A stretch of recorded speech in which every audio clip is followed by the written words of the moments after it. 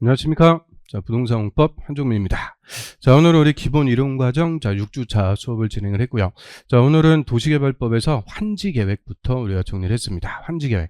자, 토지의 교환 계획으로서 우리 환지계획은 원칙적으로 적응환지가 되도록 작성을 하죠. 적응환지란 위, 지, 면, 토, 수, 이, 환. 자, 7개 우려갖고 합리적으로 환지를 정해주는데, 자, 중에서 우리나라는 면적식이 아니고 평가식, 가격을 맞춰주는 평가식을 원칙으로 하는 적응환지다. 그런데 이 적응환지에 대한 예외들이 또 많이 있죠. 적응환지 예외. 먼저 토지 소유자가 신청하거나 동의하면 환지 부지정 할 수가 있습니다. 그래서 토지 소유자가 나 돈이 급하다 환지 부지정 신청하거나 동의하면 환지 부지정 할 수가 있는데, 이때 임차권자 동의까지 반드시 받아야 됩니다. 그리고 임차권자가 동의해서 환지 부지정했을 때는 이제 청산금으로 계산해줘요. 원래 청산은 사업이 다 끝난 다음에 청산해주는 건데, 이런 환지 부지정일 때는 청산금을 사전에 결정해서 교부를 해줄 수가 있고요. 그리고 과소토지, 면적이 너무 작아가지고 건물을 지을 수 없는 과소토지가 되는 걸 방지하기 위해서 시행자는 면적이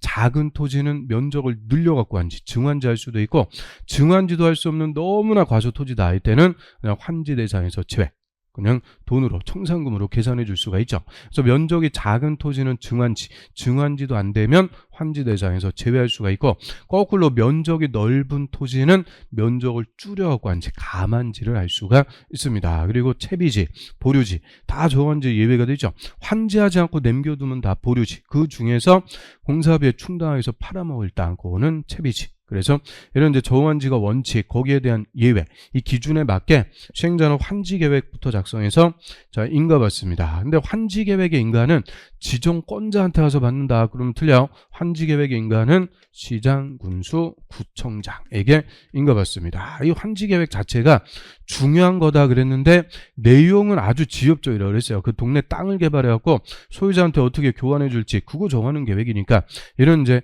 가장 지엽적인 내용, 제일 가까운 사람인 시군 구청장에게 인가를 받는 예외를 줍니다. 그리고 이 시군구청장이 가장 하급 행정청이니까, 그래서 환지계획은 행정청이 아닌 시행자만 인가받는 거예요. 행정청인 시행자는 인가 자체가 없다. 행정청이 아닌 시행자만 시군구청장한테 인가. 이 환지계획 인가가 나면 이제 공사합니다. 이 대지를 개발하는 공사를 하는 거죠. 근데 먼저 공사 끝난 구간이 있다. 그러면 토지 소유자 환지받을 땅을 미리 정해줘서 환지받을 땅을 미리 사용할 수 있도록 해주는 개념을 환지 예정지라고 하고요. 이 환지 예정지는 반드시 정하는 게 아니고 임의적이에요. 그때부터 이제 공사 끝나면 개별적으로 토지 소유자에게 통지, 당신이 환지받을 땅이 여기다, 위치, 면적, 효력 발생 시기 이런 것들 개별적으로 통지해서 환지 예정지를 지정을 할 수가 있고요. 이 예정지가 지정되면은 키워드 사용 수익권이 이동합니다. 종전 토지에서 환지 예정지로 사용 수익권이 이동해서 이제 토지 소유자는 종전 토지는 사용 수익할 수가 없고 환지 예정지, 환지 받을 땅을 사용할 수가 있게 됩니다. 그래서 예정지가 지정되면 항상 키워드는 사용 수익권을 이동시킨다. 그래서 종전 토지는 사용할 수 없고 환지 예정지를 사용할 수 있는데, 이런 환지 예정지의 효과는 환지처분 공고일까지, 환지처분 공고일까지 잠깐만 효과를 갖는 것이 예정지입니다. 그래서 이 환지 예정지는 소유권을 이동시켜 주는 게 아니고 소유권 내용의 일부, 사용 수익권만 이동시켜 갖고 환지받을 땅을 미리 사용만 할 수 있도록 해주는 개념인데, 근데 예외적으로 이 예정지가 정됐을 때 소유권이 이동해 버리는 게 또 딱 하나가 있죠. 채비지. 채비지만큼은 채비지에 환지 예정지가 지정이 되면 시행자가 사용 수익 처분까지 다 할 수 있는 예외를 줍니다. 그래서 우리 실무에서 예정지 정하는 목적은 시행자 채비지 미리 팔아먹을 수 있게끔, 그래서 채비지만큼은 예정지가 지정되면 시행자 사용수익 처분권, 소유권 취득해서 미리 처분할 수도 있고요. 그래서 그때부터 이제 공사 끝나면 예정지 정해서 토지 소유자가 환지받을 땅을 미리 쓸 수 있도록 해줘요. 그런데 거꾸로 환지 부지정이요. 환지가 없을 때는 예정지도 없죠. 그러니까 환지 부지정 토지 소유자는 예정지 줄 땅이 없으니까 나가라고 사용수익도 정지시켜 버릴 수가 있게 되고요. 30일 전까지 통지해서 사용수익 정지시킬 수가 있게 됩니다. 그래서 쭉 예정지 정하면서 쭉 공사해갖고 이제 전 구간의 공사가 다 끝났어요. 다 공사가 끝났으면은 시행자 직접 공사료 공고, 관계서류 공람시켜갖고 토지 소유자 의견 듣고 지정권자한테 실시계획대로 공사했는지 검사도 받고, 자 중공검사 떨어지면 이제 60일 내 시행자는 환지 처분해야 됩니다. 이게 재정년에는 정답. 60일 내 환지 처분. 환지 처분은 환지 계획 인가받은 대로 이제 토지 소유자에게 종전 토지 대신 새 토지 환지를 교부하고 종전 토지와 환지의 가액의 차이에 대해서는 돈으로 계산, 청산을 결정하는 시행자의 처분이고요. 자, 환지 처분 공고하면 이제 다음 날 환지 처분의 확정적인 효과가 발생. 자, 우리 환지 처분의 효과는 권리가 이동합니다. 그래서 권리, 이 소유권 같은 권리가 종전 토지에서 환지로 이동한다. 이 권리가 이동. 그래서 이 종전 토지는 이제 공사 끝나갖고 없어진 거예요. 그래서 토지 소유자는 종전 토지에 대한 소유권은 상실, 소멸합니다. 대신 새로 받은 땅, 환지의 소유권을 취득. 그래서 종전 토지의 권리는 소멸하고 환지의 권리를 취득해서 종전 토지에서 환지로 권리가 이동한다 이렇게 표현하는데, 저 소멸하는 것은 언제? 끝날 때. 환지 처분 공고일이 끝날 때 소멸. 그리고 취득하는 것은 환지 처분 공고 다음 날. 공식이요. 끝날 때 소멸, 다음 날 취득. 그래서 종전 토지의 권리는 환지 처분 공고일이 끝날 때 소멸하고 환지의 권리는 환지 처분 공고 다음 날 취득하게 됩니다. 그래서 토지 소유자는 종전 토지 대신 새 토지 환지를 취득하게 된다. 이게 환지 처분의 가장 중요한 효과가 됩니다. 자, 그리고 환지하지 않고 남겨둔 땅, 채비지하고 보류지는 각각 일정한 자들이 소유권 취득합니다. 채비지는 공사업에 충당해서 팔아먹을 땅, 시행자, 시체. 그리고 보류지는 그 목적을 위해서 환지 계획에 정한 자가 각각 환지 처분 공고 다음 날 해당 토지의 소유권을 취득을 하게 됩니다. 그리고 토지 소유자는 환지 처분 공고 다음 날 환지의 소유권을 취득하는데 원인이 법률 규정에 따른 취득, 도시개발법이라는 법률 규정에 따라서 취득하니까 민법 187조 등기 없이도 환지의 소유권을 취득을 합니다. 다만 처분하기 위해서는 등기부터 해줘야 되고요. 그 등기까지 시행자가 의무적으로 해주는데, 시행자는 환지 처분의 공고가 있으면 14일 내 등기소에 촉탁 신청해서 환지 등기까지 다 시행자가 의무적으로 해줍니다. 그리고 이 환지 등기의 성격은 새로 만들어진 땅의 최초라는 등기, 보존 등기의 개념이기 때문에 이 환지 등기가 있을 때까지는 환지의 등기부 자체가 없어요. 그래서 환지 처분 공고일부터 이 등기가 있을 때까지는 다른 등기를 할래야 할 수가 없다. 타 등기도 당연히 제한됩니다. 그리고 이 종전 토지하고 환지의 가액의 차이에 대해서 시행자 징수하거나 교부하는 금전을 청산금이라고 하고요. 이런 청산금은 환지 처분할 때 결정, 계산합니다. 환지 처분할 때 청산금 1,000만 원 나옵니다. 계산. 그리고 이 결정한 청산금은 환지 처분 공고 다음 날 확정이 됩니다. 그래서 결정은 환지 처분할 때, 확정은 환지 처분 공고 다음 날. 그래서 시행자는 환지 처분 공고 다음 날부터 이 확정된 청산금을 징수하거나 교부합니다. 그리고 이 청산금 이자 붙여갖고 분할 징수, 분할 교부 다 가능하고요. 그리고 행정처인 시행자는 청산금 안 내면 강제 징수해 버릴 수가 있는데, 비행정처인 시행자는 강제 징수권이 없어요. 그래서 시군구청장한테 징수 위탁을 할 수가 있고, 위탁을 받은 시군구청장이 강제 징수해서 대신 받아줍니다. 공짜 아니고 수수료 4%. 그래서 개발법이든 정비법이든 징수 위탁했을 때 수수료는 4%입니다. 4%를 지급. 그 다음에 청산금 받거나 징수할 권리. 우리 공법에서 발생하는 채권. 공법상 채권은 소멸시효 기간이 5년입니다. 5년간 행사 안 하면 시효로 소멸하고요. 그래서 이 환지 방식까지 우리가 절차 쭉 받고, 그 다음에 개발 사업의 비용은 시행자 부담이 원칙이죠. 시행자가 돈 내갖고 사업하는 게 원칙. 이 원칙인데, 다만 지정권자가 시행자 또는 시군구청장인 시행자, 행정청인 시행자는 이 개발 사업으로 다른 지자체가 이익을 받게 되면 그 지자체한테도 비용의 일부 50%까지 내라 부담시킬 수가 있죠. 그거를 이익을 받는 수익자, 지자체가 있을 때는 그 수익자에게도 부담시킬 수가 있다. 수익자 부담의 예외라고 합니다. 그리고 우리 비용 부담 차원에서 제일 중요한 논점은 도시개발 채권이죠. 이 채권은 항상 우리 공법의 중요한 논점. 그래서 도시개발 채권은 누가 누구의 승인받아갖고 발행하는지, 이게 핵심. 도시개발 채권은 누가 발행? 시도지사가 누구의 승인? 행안부 장관의 승인받아갖고 발행하는 채권입니다. 그게 제일 중요한 거. 시도지사가 행안부 장관의 승인받아갖고 발행. 이름은 개발채권인데 개발사업이나 시설사업에 자금을 조달하기 위해서 시도지사가 발행하고요. 그 다음에 도시개발채권은 전자등록 발행, 무기명 발행 다 가능합니다. 그리고 상환기간은 5년부터 10년까지 범위에서 조례로 정합니다. 그래서 이 도시개발 채권은 숫자 물어보면 또 5년이에요. 5년. 5년부터 10년까지 범위해서 조례로 정해라. 소멸시효 원금 역시 5년, 이자는 2년. 그래서 원금의 소멸시효 5년입니다. 그리고 도시개발 채권은 의무적으로 매입해야 돼요. 의무적으로. 공공시행자하고 공사의 도급계약을 체결하는 자, 또 민간시행자, 또 형질 변경 허가받는 자, 고자들이 의무적으로 매입. 그 매입하면 매입 필증 줘요. 매입 필증도 5년간 따로 보관해야 됩니다. 그래서 도시개발 채권은 숫자 물어보면 다 5년이니까 5년 확실하게 정리하면 되죠. 그 다음에 세 번째 법률, 도시 및 주거환경 정비법.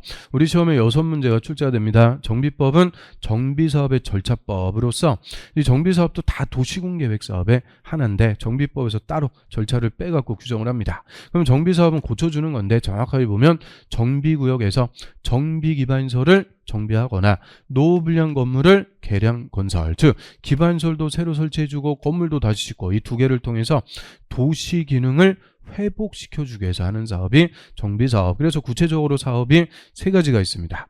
먼저 주거환경 개선 사업은 도시 저소득 주민이 집단 거주하는 지역, 이 달동네니까 정비기반설이 극히 열악하고 노후불량 건축물 과도 밀집, 극히 과도 강조가 딱 붙습니다. 지역의 달동네 주거환경을 개선. 근데 하나 더 있죠.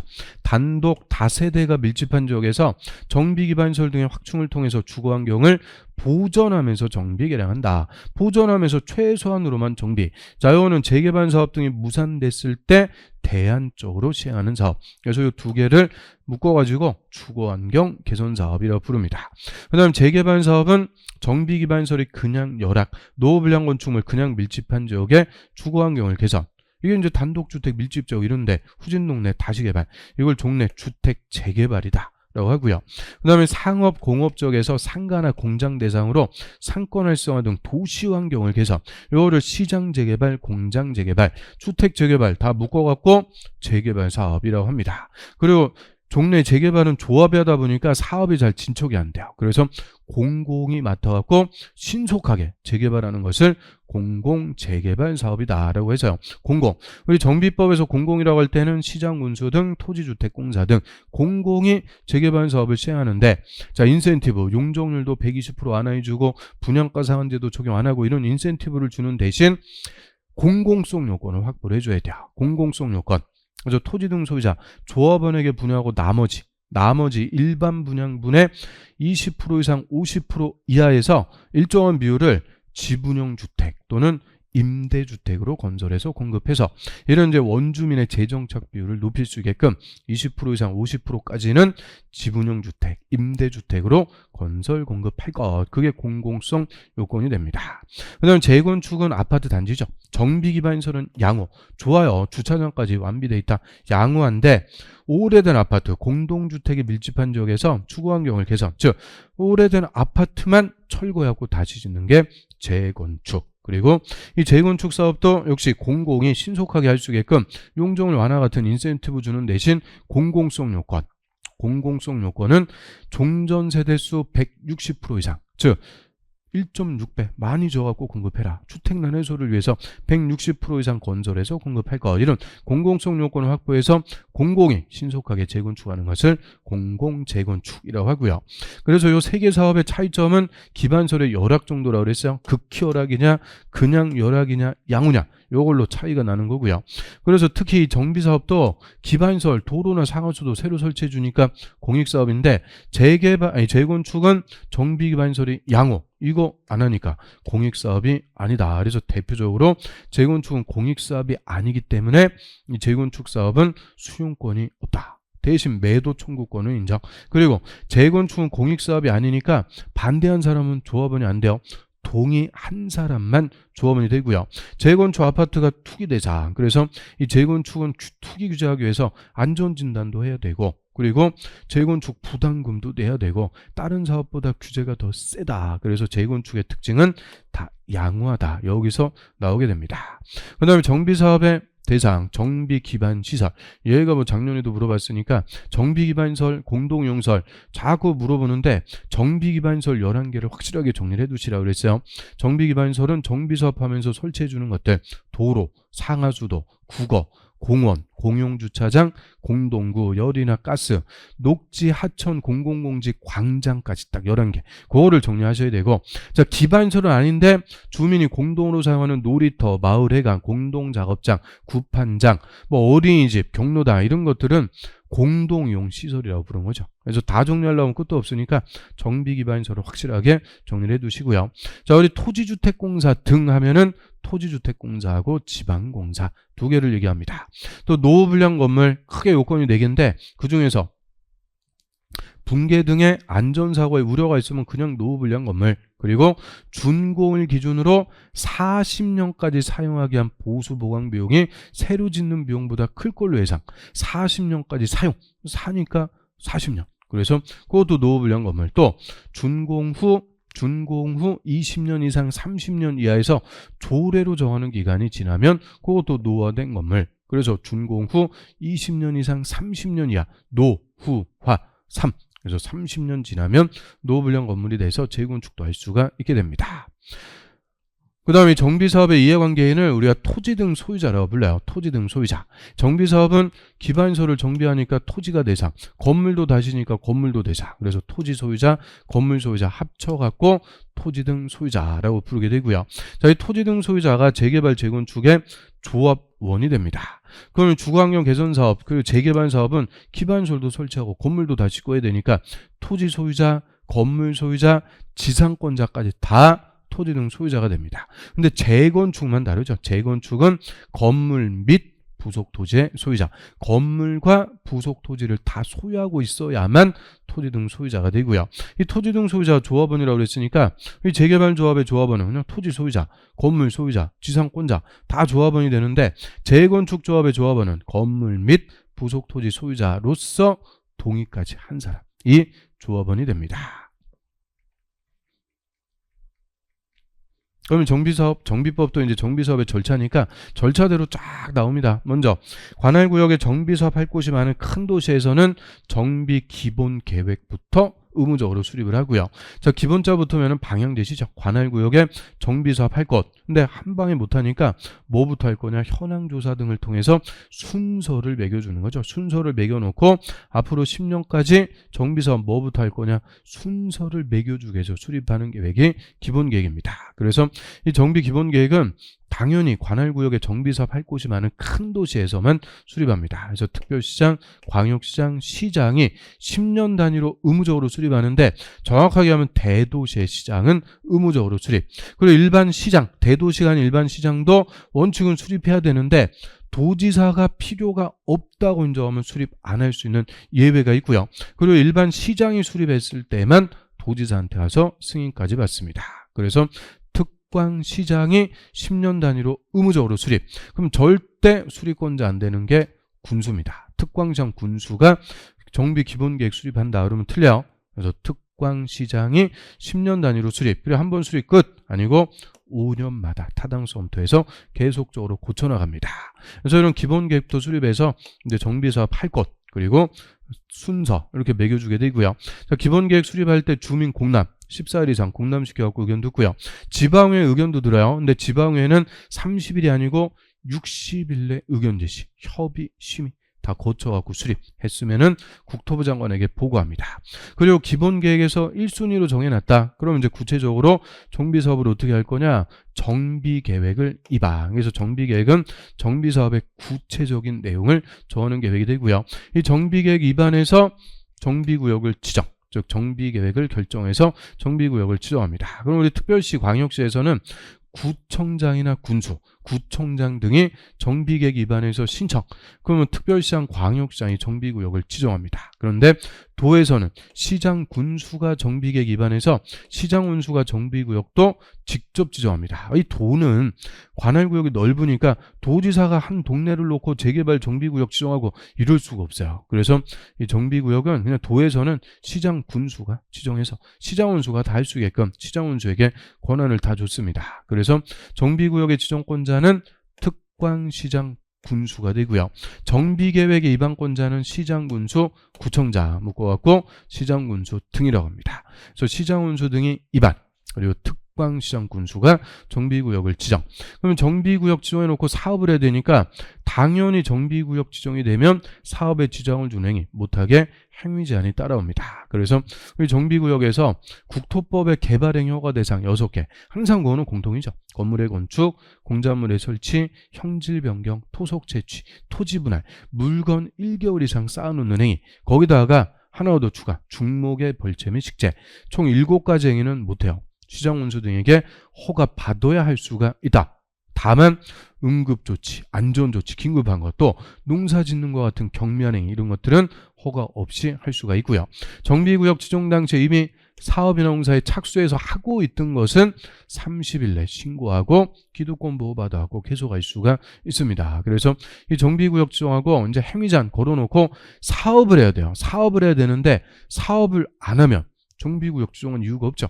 해제가 됩니다. 그래서 정비구역을 의무적으로 해제하는 사유. 자, 여기서는 키워드가 추진위원회라고 그랬어요. 추진위원회가 나오면 2년, 안 나오면은 3년.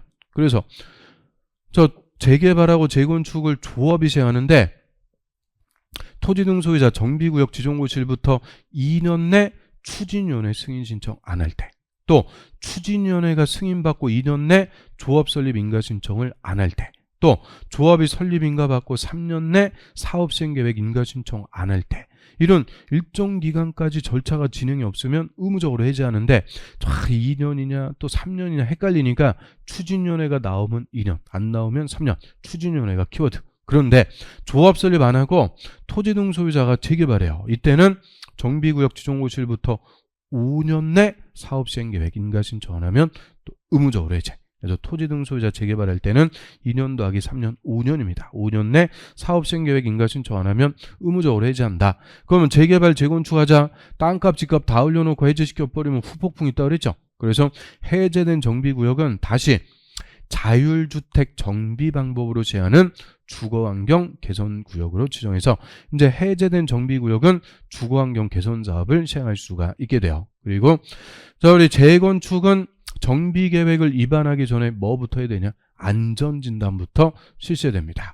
안전진단, 재건축할 만한 아파트인지 노후불량 건물로 판정하는 절차죠. 구조안전, 설비, 노후도, 주거환경 이런 것들 심사해갖고 이 안전진단부터 통과해야 정비계획을 위반해서 정비구역 지정, 재건축할 수가 있게 돼요. 그러면 안전진단은 정비계획 위반권자, 요 위반권자가 정비계획 위반하기 전에 직권 실시하는 게 원칙입니다. 그런데 토지 등 소유자가 저희 재건축하고 싶으니까 안전진단 실시해 주세요. 요청하면은 그때도 실시해야 돼요. 요청할 때는 얼마의 동의? 10분의 1 이상의 동의 받아갖고 요청하면 안전진단 실시합니다. 그 안전진단 대상은 주택단지의 건물이 대상. 다만 천재지변동으로 주택이 붕괴됐어요. 구조안전상 사용금지가 필요. 즉 붕괴될 우려가 크다. 이런 때는 안전진단 대상에서 제외, 즉 안전진단 없이 바로 재건축할 수 있는 예외도 있고요.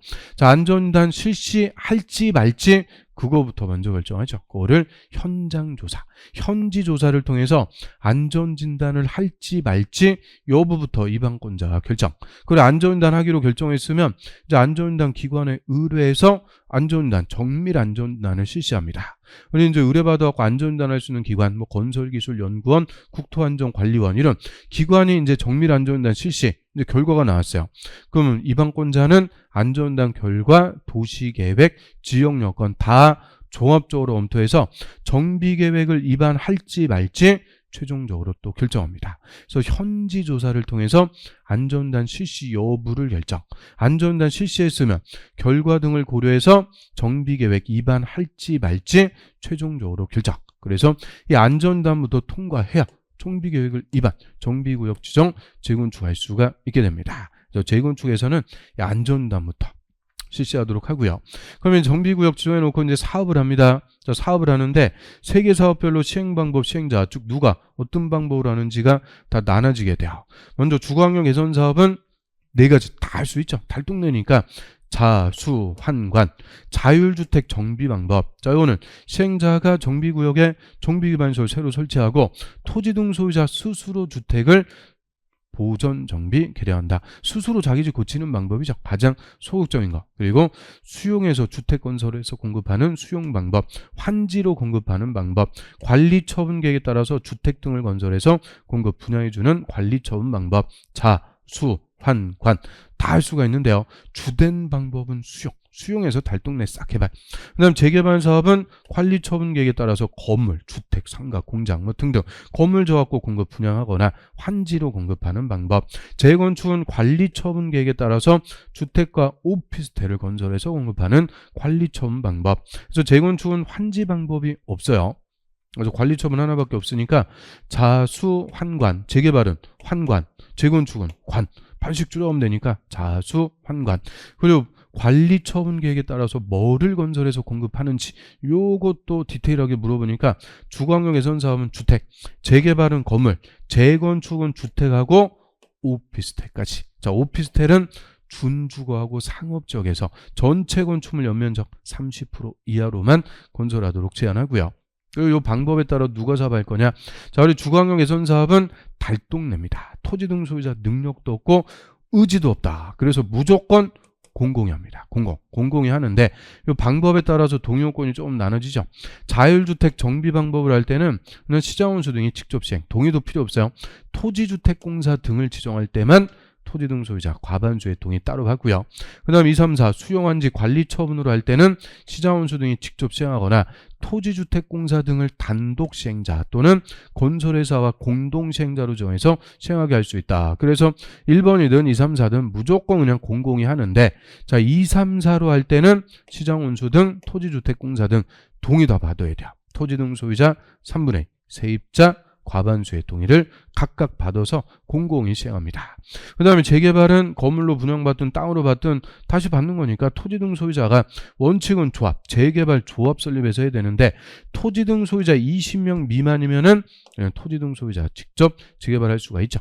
그리고 재건축은 토지 등 소유자 조합 만들어서 조합이 합니다. 그래서 재개발, 재건축은 원칙은 조합. 그런데 토지 등 소유자가 조합 안 만들고 할 수 있는 게 재개발 사업만. 그래서 뭐 단독이나 공동, 과반수의 동의받아갖고 공동을 할 수도 있고요. 그래서 크게 두 가지로 구분해갖고 주거환경 개선 사업은 공공이 자, 수, 환, 관. 주된 방법은 수용. 그 다음에 재개발하고 재건축은 토지 등 소유자 원칙 조합을 만들어서 조합이 관리 처분 방법으로 시행하는 게 일반적인 절차가 되고요. 다만 이 재개발 재건축도 공공이 시행할 수가 있습니다. 즉 시장원수 등이나 토지주택공사 등이 공공이 직접 할 수가 있는데 8가지 사유. 그중에서 우리 2개. 천재지변 등으로 긴급. 또 순환정비 방식으로 할 때 순환용 주택을 활용해서 순차적으로 정비해 나간다. 이런 순환정비 방식으로 할 때 이런 때에는 재개발 재건축을 공공이 다 할 수가 있고요. 자, 그래서 정비사업의 시행자는 이렇게 이제 3명. 그리고 시행자와 공사 계약을 체결해서 정비사업에 공사를 하는 건설회사를 시공자라고 합니다. 그래서 시행자는 일정한 시기에 의무적으로 시공자 선정해야 돼요. 공공은 자기들이 알아서 할 거니까 됐고. 자, 조합은 언제? 조합 설립 인가 후에 총회에서 원칙은 경쟁 입찰 방법으로 건설회사를 시공자로 선정해야 됩니다. 다만 조합은 100명 이하 소규모 사업일 때는 총회에서 정관이 정하는 바에 따라 선정할 수 있는 예외가 있고요.